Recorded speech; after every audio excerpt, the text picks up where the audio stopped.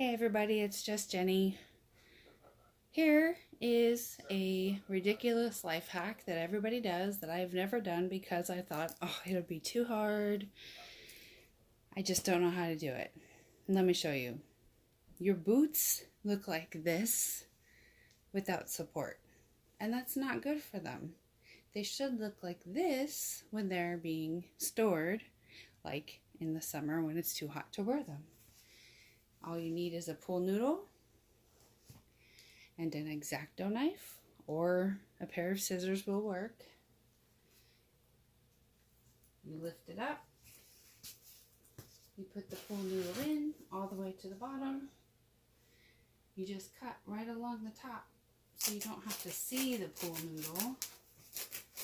I'm just twisting the pool noodle and cutting with the X-Acto knife.